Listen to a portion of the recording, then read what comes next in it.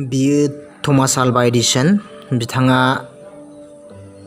सासे आमेरिका जथाय हादोरनि दिहुनगिरि, फालांगिरि आरो आमेरिकानि बयनिख्रुइबो देरसिन दिहुनगिरि होननानै गनायजानाय गेदेमा सुबुं।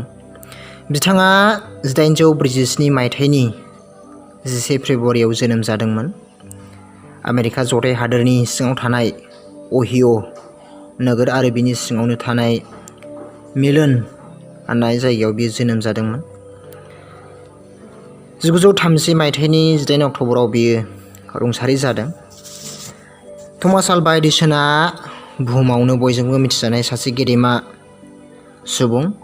बिथाङा गाहायै इलेक्ट्रिक पावार, मास कमिउनिकेशन, साउन्ड रेकर्डिं आरो मशन पिक्चार केमेरा बिनि फोथाराव बिथाङा गोबां जौगानाय खामानि मावलांदों। बिथाङा जोबोद गोसोखांजाथाव गेदेमा सुबुं। थमास आल्वा एडिसननि मुंखौ बयबो मिथिगौ।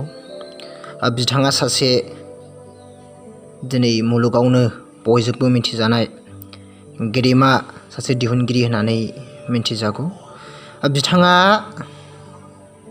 मोनसे समाव टेलिग्राफ अपारेटरमोन, टेलिग्राफ बानायग्रा, आरो बिथांनि सेलारि एबा दरमाहायाबो जोबोद खममोन। नाथाय बिथाङा टेलिग्राफ बानायनायजों लोगोसे गावनि अफेरा समखौ बिथाङा जोबोद मोजाङै बाहायदोंमोन। गुबुनफोरबायदि समखौ बियो आद्रि खालामाखैमोन।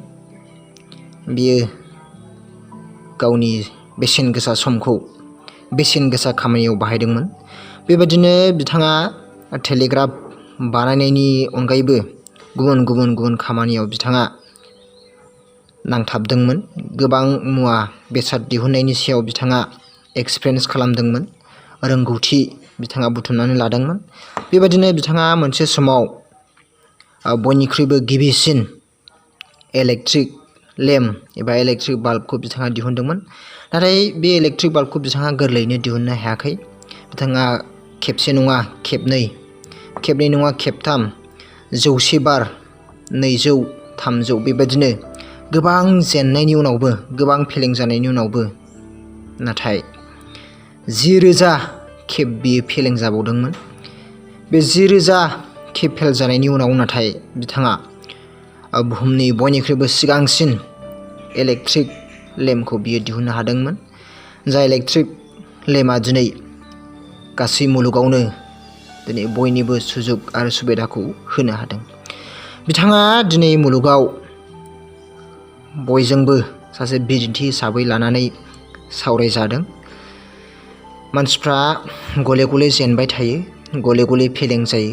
नाथाय गोबां सुबुं दङ जायफोर खेबसे फेलें जानायावनो एबा खेबसे जेननायावनो गावखौ जेनबाय, अरायनि थाखाय जेनबाय होननानै लायो। नाथाय थमास आल्वा एडिसनआ गोबां बार जेननायावबो गावखौ बियो गोसो सिफायाखैमोन। अदेबानि बियो